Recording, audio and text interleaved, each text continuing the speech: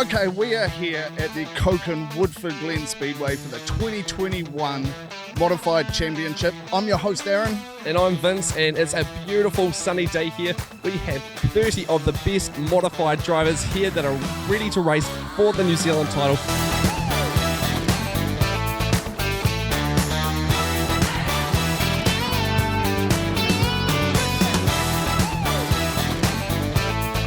And it's going to be absolutely epic. What do you reckon, Aaron? Yeah, mate, we have been waiting for this. Obviously, the event was moved from in February down here to March. Everyone has still made it. 30 cars to go out on the track and entertain you guys over the next couple of nights. It's going to be amazing. And bring you this show. How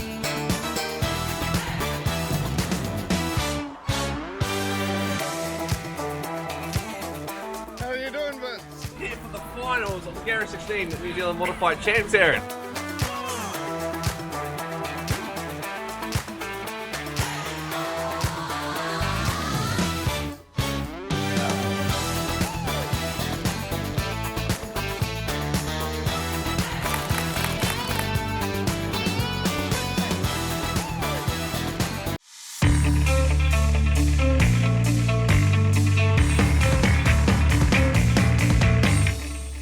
There are over 30 drivers entered in the championship.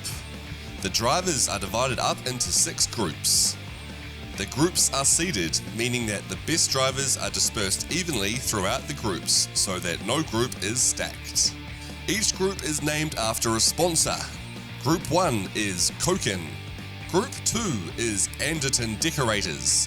Group 3 is Edge Parts and Performance. Group 4 is PG Hydraulics.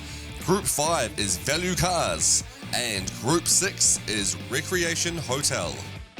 Each group races each of the other groups, resulting in 15 heats in total, 5 heats per group. There are 3 heats on the first night and 2 on the second night. The drivers accumulate points over those heats. A driver will be awarded 12 points for first place, 11 points for second place, and so on until 12th place, who gets 1 point. Drivers get no points if they are unable to start or finish a race. After each group has raced 5 heats, the 16 drivers with the most points qualify for the 30-lap feature final. The driver with the most points gets to choose between grid position 1 and 2 for the final. The rest of the drivers are gridded up in order of their ranking by points. That leaves 4 available places in the final. These places will be filled by the first 2 across the finish line in each of the 2 repecharges. A repecharge is a last chance race for drivers who haven't managed to qualify for the final to do so. The first 2 across the line in each repecharge will fill the last 4 positions on the starting grid for the feature final. From there, it's simple. The first to cross the finish line after 30 laps is the latest New Zealand Modified Champion.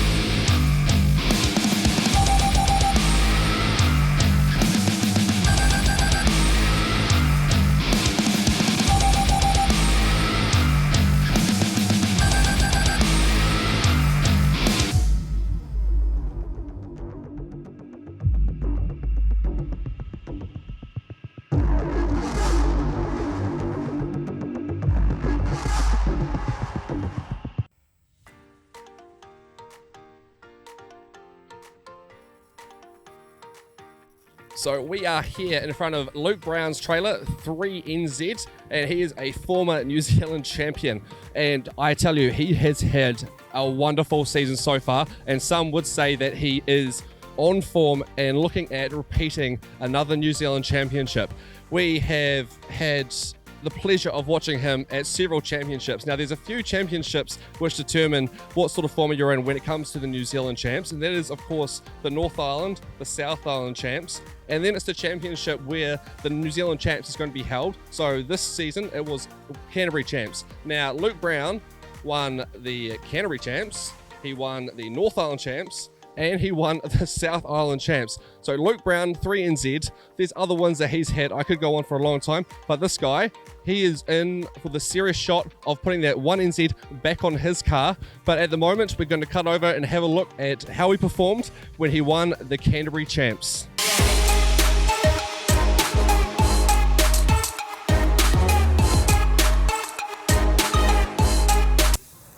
Yeah, so we've got the lights out now, and yeah, Sinclair, Steve's top qualified, so he chose grid 1. Pretty even start, just about collect the wall on the way through. Yeah, just slipped back into second there, Steve taking the run, and I guess just set about into our rhythm a little bit. It was pretty hectic at the back there.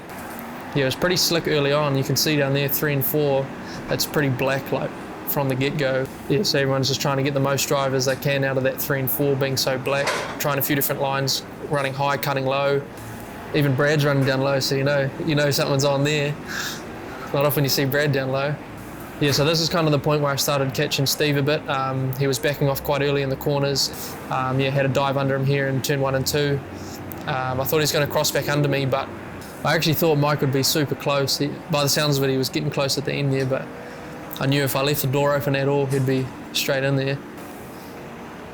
Oh, there's Mike up into second.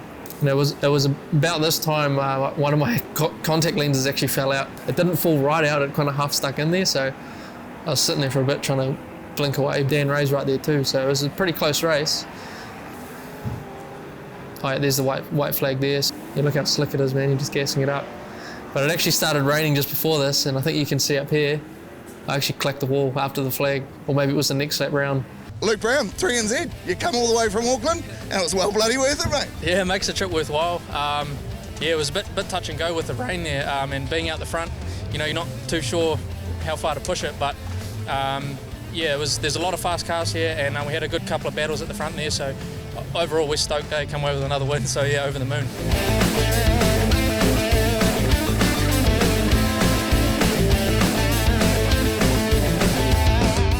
So I'm here with Pellet Supplies 3NZ Luke Brown. Luke, we just saw how amazing you were at the Canterbury Champs. You've also won the North Island Champs and the South Island Champs. Mate, you're having a blinder of a season. What's your secret? Tell us a bit about it.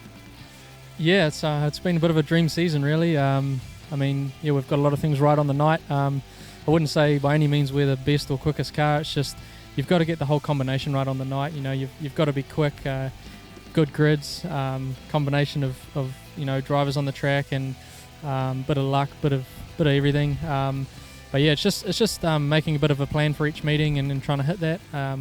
Whether it's to make the podium or pass a certain amount of cars each race. But yeah, just little milestones, and then yeah, it's just come together for the big kind of finals each night, and yeah, couldn't be happier, eh? You got a pretty good crew behind you, and not least of all your recent fiance Tash. And I understand you're doing a bit of wedding planning at the moment. Is that right? Yeah, that's true, mate. 7 weeks off was a long time, so yeah, thought I'd get out the spreadsheets and the notebooks and make some planning. But yeah, I'm really fortunate to have Tash on board, my fiance. She puts in a whole lot of hours during the week, changing tyres and cleaning the car and helping me with general maintenance and servicing. And on race night, she's a huge help as well. So, and then Dad helping on crew nights, and Marcus as well. We've got a good mate, Ryan Neve, who's real clued up. He's here tonight helping as well. So, without those guys and the likes of my sponsors, I couldn't do it without these guys. Pellet Supplies, my primary sponsor, they've backed me this year, and I'm real fortunate to have them in my corner. And then, all my other sponsors who help us out: Dodd Civil Consultants, Chilex Group, Garage 16, Smith Racing, PG Hydraulics, Penrose Motors and Track Sport Engines. Those guys are the reason why, the numbers are on the car, and I couldn't do it without them, to put it simply. Yeah. Oh, but it's a lot of your skill too. Don't underrate yourself, because you're definitely a special driver. Pellet Supplies 3NZ, Luke Brown, thank you very much for speaking with me. I'm sure we'll be chatting throughout the night as well. All the best for tonight. So this group is not much for us to say, really, isn't it, Jared? It wasn't a lot. The Edge Parts and Performance and the Recreation Hotel Group, as we look to the grids, it is on the front row, Brandon Parkinson. Watch this man, he is quick. 3NZ Luke Brown, he's been super very quick as well. That front row is scary. Nathan Astle on the 10C, to the outside of him it's going to be the 32 GM, race so often, is Ian White. The next row will be Jason Kalin, the 12S, we saw him earlier. Tama Holland, back off his massive crash here in the 48 GM.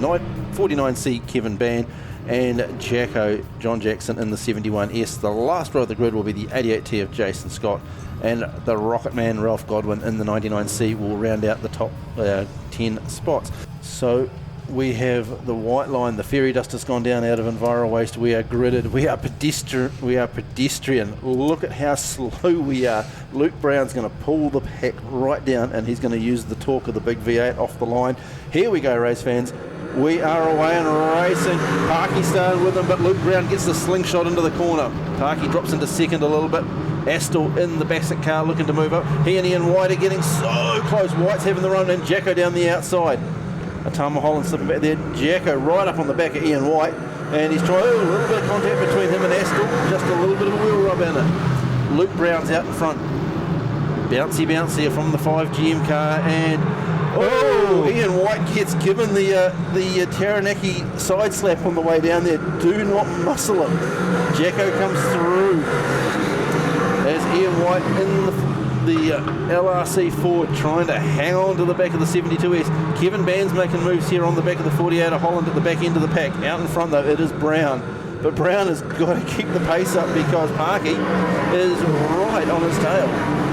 You blink, you sneeze, you make one mistake, and Parky's going to gobble up the 3NZ car. As we look further back, Jacko in the 71S, a little bit of just to reset the car mid-corner. We go back to White, Astle, Kalin, Holland, Kevin Ban with the Rocket Man, and Scott rounding us out.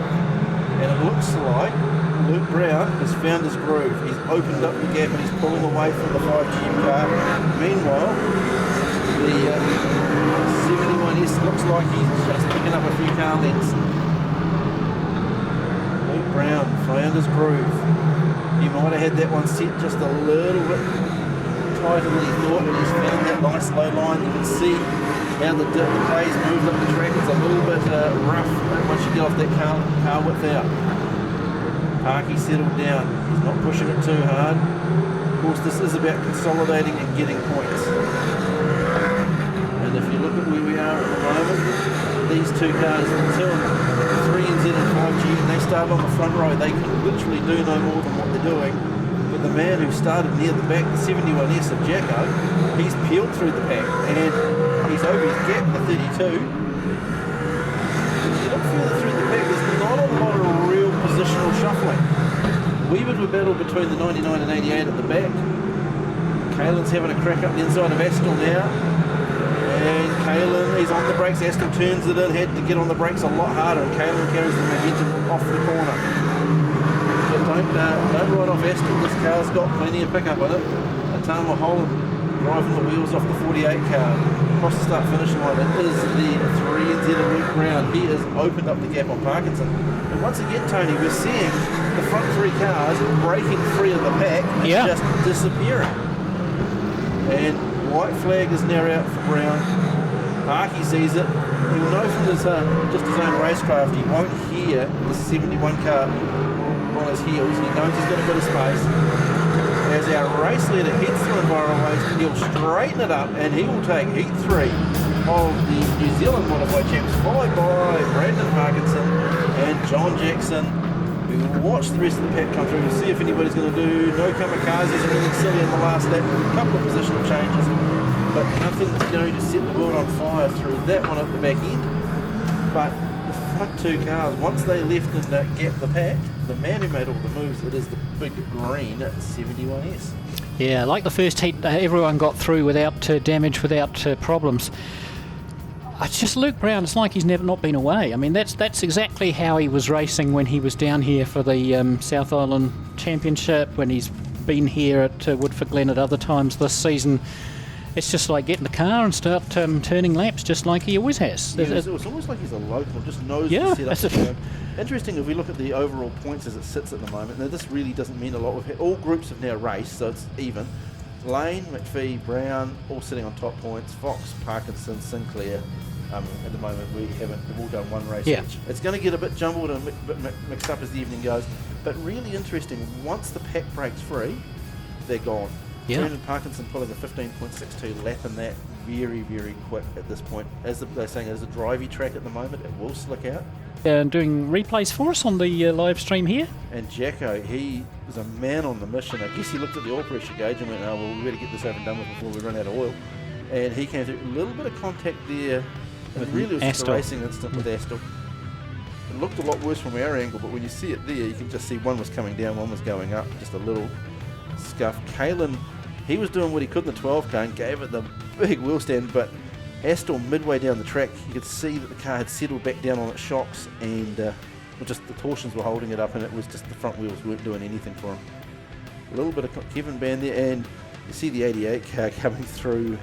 He was on the brakes to try and avoid running into the side of Band. Bearing in mind, there's good relationships amongst most of these drivers, because there's some engine builders and bits and pieces who are all involved. Really interesting contact between Ian White and Jacko. Yeah, you called it the Taranaki slap, and it kind of was, wasn't it? Just a real sideways stuff. Oh, I'm convinced that all Murray Gorge's cars coming out with twin-skinned Hoosiers on them. Yeah. But yeah, it was just that little bit of a nudge. That's right, we have 3NZ Luke Brown, the winner of the third heat of the New Zealand Championships. Mate, straight back into the driver's seat. You seem to love this track. What's happening? Yeah, really enjoy this track. It's a real technical track. Like it's not the same at both ends. Tight corner, and then you got the big sweeper. And I see a little bit of work's going on in your car here. They're putting it all together. Any changes for the next heat for you, or just the same? Yeah, I'll just suss the track out. There's another race between us, so I'll just I might tighten it up, and then we'll see how we go.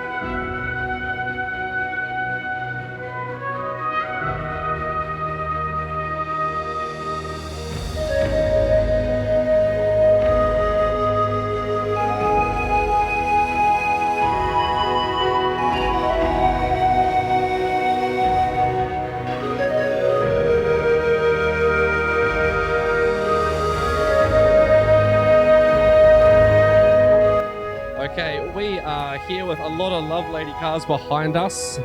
John Lovelady, obviously a great chassis builder, and I'm here with his son Jackson. Jackson, how does it feel to have all these cars lined up today? Yeah, it's pretty cool, eh? It's pretty cool to see the, variety of them and how many of them are actually here, and a few of the chassis that are, a few years older than others, but it's pretty cool to see them all out here competing, and pretty cool achievement, I think. Yeah, I was lucky enough to actually go to the workshop about 2 years ago and have a look around, see what actually happens there. Any chance that you'll be taking up the flame and making some of these yourself? Yeah, we're sort of trying to work through all that now and work out how we're going to go about it. But I mean, yeah, we've definitely got a couple projects in the work, and a few guys getting back into it that we're going to make special arrangements to make sure they have some of our cars, and it'll be good. Excellent. Now, your father doesn't just make chassis, he's more than just that to these guys. I've had a chat to a few of them, and they're really passionate about what he brings to the table in terms of helping them out with their speedway and their passion.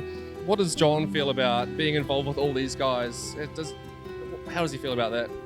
I mean, he loves it, right? Like, it's been his life. I think he's been doing it for 35 years now, built like 130 odd cars in total or something now, and Speedway's always been something that he's done, and he loves the competitors, and some of them are his best mates, and it's just been his life, helping people go fast and building the cars and all the rest of it.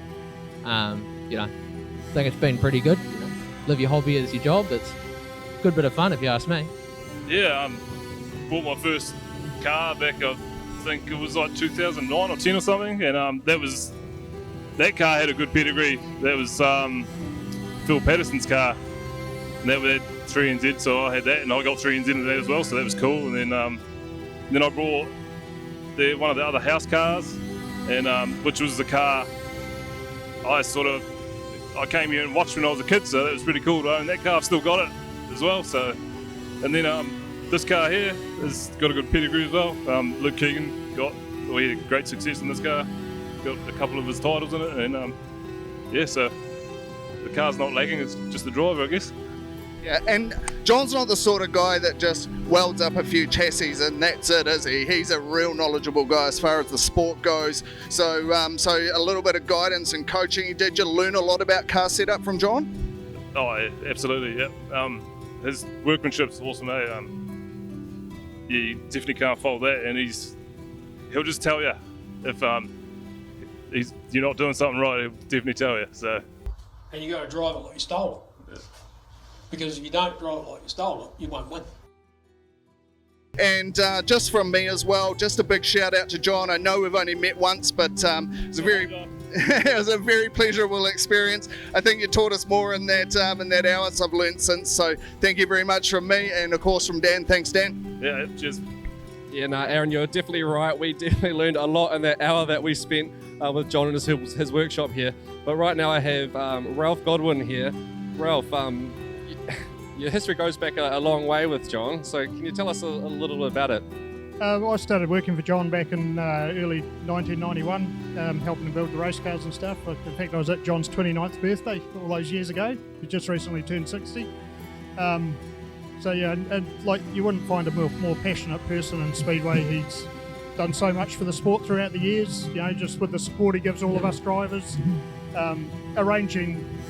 he arranges series for both the modified super saloons.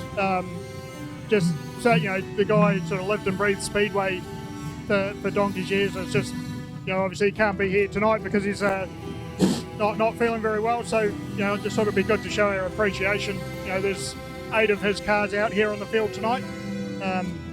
Let's hope that one of them could do it for him. Yeah, no, I'm sure they'll give it a good go. And we've just had all 30 modified drivers out here just lined up right now in honour of John. It was only supposed to be the Lovelady cars to come out, but the race insisted on it. How does it feel to have seen all these 30 modified drivers from all over the country come out and just wish John all the best? It's pretty awesome, isn't it? I mean, the guy's got a lot of respect around Speedway. You know, we all have a lot of respect for him. He has that nature. He can come up and talk to you during a meeting and just tell you to make a few changes. It just gives you confidence in the car, whether it's good or bad. I remember a meeting up in Nelson. I turned up, I was late, unusually, and the car wasn't ready to go, but John had a quick look around the car, made a few changes while I was signing in. Well, he told me he'd made a few changes, told me the car's perfect, go out and drive it. And the car was just on rails. We did everything we wanted it to do. And when I came back in, he was laughing his head off at Tony Frost because they hadn't changed anything on the car. We had all the wrong shocks in it. We had tyre pressures up about 13 or 15 pounds where it shouldn't have been. And it was, he just gave you that confidence to be able to drive the car. No, it sounds like an absolute epic person to be involved with Speedway, and definitely a stalwart of the modified sport. And it's an absolute pleasure to have all these Lovelady cars coming out tonight as well. But do you have any stories from when you worked for him? What sort of boss was he? Oh, look, he was a really good person to work for. You had to avoid the occasional flying hammer if things weren't going right, but no, he was an awesome person to work for. It was probably one of the highlights of my life, actually, working for him, and I've always kept in contact throughout the years since then. Sometimes there's been a big gap between when we touched base, but it's just he's always been someone I've looked up to, and his attention to detail. I picked that up from him, and I've used that in every job I've had since then, and in my own personal life. Just that attention to detail, really taught me a lot. Yeah. So he sounds like quite not just a chassis builder by any means, but a mentor. Yeah, definitely a mentor to a lot of people, I think. So almost like part of the family. Yeah, definitely. Yeah. Awesome. Thanks very much, Ralph, for having a chat to us about John, and thanks very much. And all the best for tonight, and to all the Lovelady cars tonight. Good luck to the New Zealand Modified Championships, and we'll let you get back to it and start racing shortly.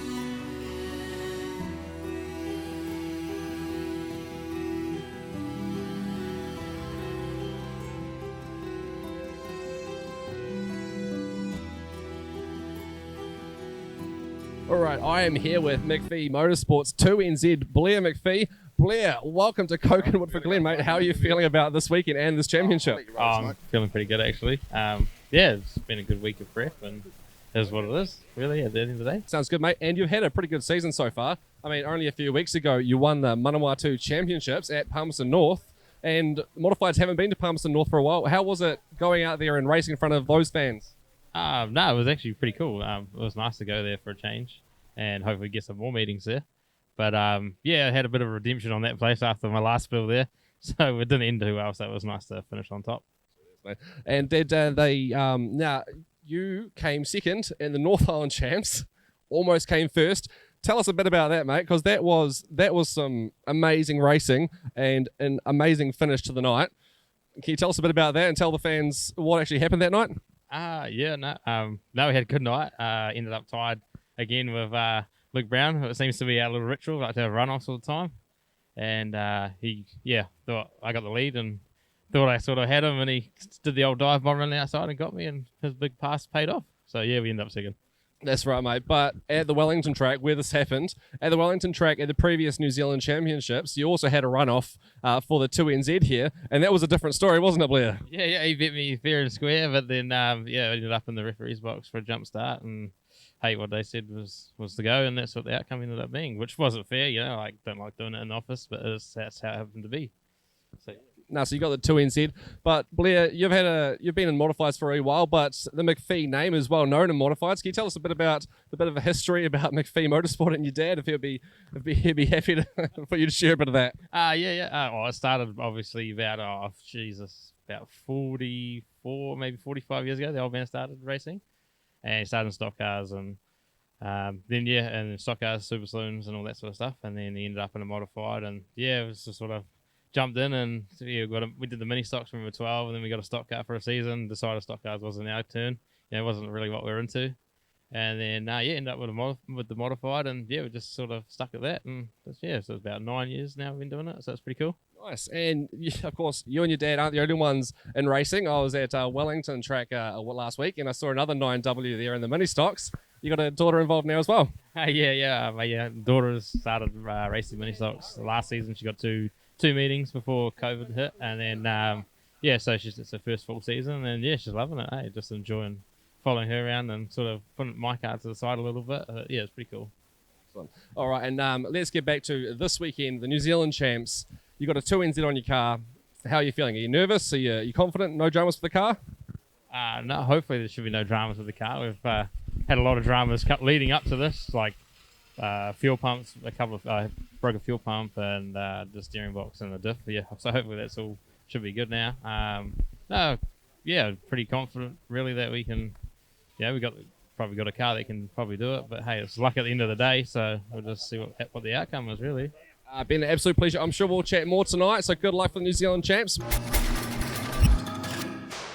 The grids are as follows. Front row on pole, it's going to be 24C of Dan Ray. Newton Gorge to his outside, the 21S.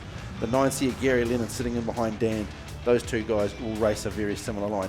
Parker in the 24H. This is his second being at the second runner being near the front. Then we go back to Alan Hagan, the 59C, with the outside of him, Crump in the 63A. Evan Nicol in the 13C with the 2NZ of McPhee nearer the back. The last row of the grid will consist of the 1NZ of Lane and the 69 of Naven. So in this race, when you look at it, Naven has to get good points. Yeah, didn't get any points in the his first heat, and so he really does need to make some progress from the back of this group. Haig is not joining us for this race. He's been turned around in the pit chute, and they're pushing the car back. The arms are up, so we're waiting for one car to come down the chute. I am picking it's going to be the 21S. And of course, that's the other thing. As your grids rotate through the night, normally you look over and you can see the other drivers getting in their cars. There is a possibility you can lose track.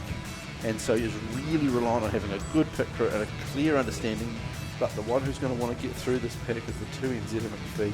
Lane. And the 1NZ of Brad Lane. Hang back for this one. Lane's going to go for it. So we're green and we're racing, and Dan Ray's away up the inside line. Newton Gorge has to cut in behind him. Gary Lennon's on their tail as well. Everyone's got through 1 and 2 okay, and already Brad Lane's moved up a couple of places. Naben's got to try and stay with him, I think, to try and pull him through the pack.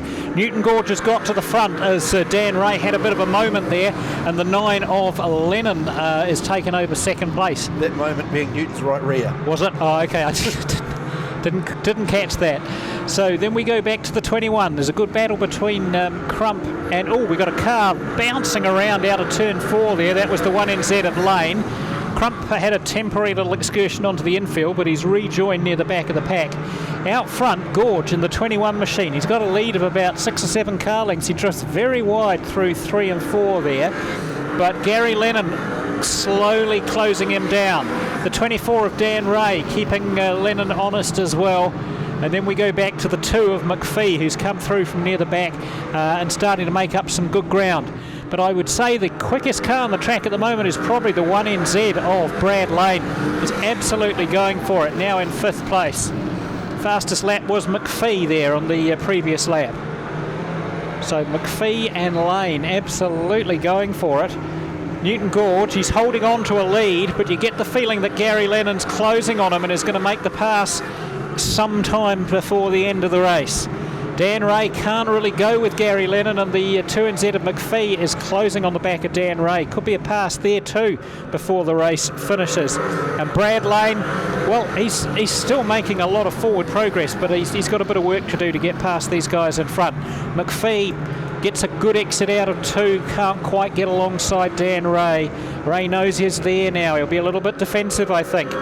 Newton Gorge is holding station. He's not allowing Gary Lennon to close up. I think the real battle here is for 3rd place at the moment as Dan Ray bounces around the outside line and McPhee up the inside, easy as a knife through butter, takes the place. Brad Lane now looking at Dan Ray and is going to be thinking about making a similar pass, I'm sure, out of turn 2. So Newton Gorge, he's going to come up on a back marker in the next lap, I think. That's the 13 of Evan Nicol, who's actually having a pretty good run here, but hasn't got the pace of Newton Gorge. And Gary Lennon now closing right up on Gorge. We just need a couple more laps, and this could get very, very interesting. Will Newton Gorge trip up on the 13? Will Gary Lennon? Oh, Gary Lennon just hits the brakes a little bit early there and loses a bit of momentum. And the 2NZ of McPhee is now closing on the back of the 9 car. Tight at the top here for the top 3 places. Gorge has got to make his line past the 13 car, past the lap car. Almost a little bit of contact between McPhee and Lennon there. White flag this time round, 1 lap to go. Gorge has got past, Lennon's got past, McPhee's got past. Dan Ray is on the back of McPhee. They're coming into 3 and 4. Anything could go wrong, but it doesn't, because Newton Gorge takes the win. I thought for a second there we were going to see something happen, but they just all got round 3 and 4 neatly and fairly, and to finish the race in that same order. To be interesting, some of the contact early in that race, if Newton on the track's taken the race, Copeland versus Anderton Decorators Group, Gary Lennon back to McPhee, really interesting with some of the contact there. If Jacko got pinged for the contact he caused in the previous race, there's a fair chance Newton might want to just be a little bit nervous if the referee saw that. Brad Lane, he did move up through the pack. So Brad Lane did as best as he could to get as much points. So now we're going to start to see the bit of the shuffle going on, Tony, as the guys that have done the front row starts got the wins, but now we move through the pack. Guys like Lane and what have you will be. This is a really good time for them. Well, look, here's the thing as I see it, okay? Chances are, I mean, anything can happen in a one-race final. We acknowledge that. But chances are that the New Zealand champion will be one of the, let's say, the top 6 cars, the front 3 rows of that 30-lap final tomorrow night, okay? So what you've got to do is, if you've got a front row start, you've got to convert that to maximum points. And if you've got a rear start, you've got to convert that to places gained, okay? Because if you don't, someone else will, and they will nab one of those top 6 spots. Just watching the images on the Pits TV there. Big thank you to them for streaming of Newton Gorge about to get out of his car.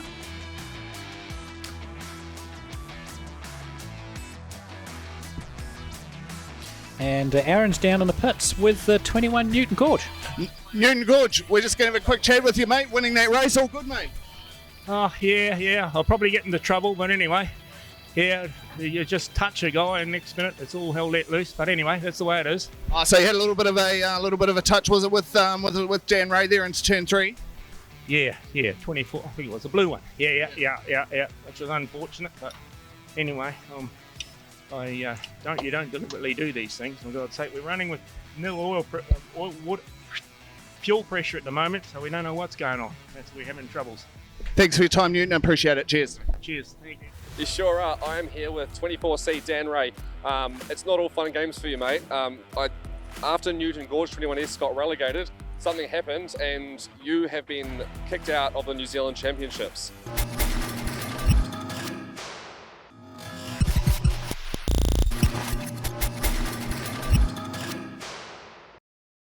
You don't deliberately do these things. For God's sake. It wasn't intentional on my part. I sort of just gave him a hand gesture, and then we ended up. It doesn't look good for me anyway. So the head referee that's here, Bill Clarkson. Dan Ray and Newton Gorge got together in turn 4, I think it was. Dan retaliated on Newton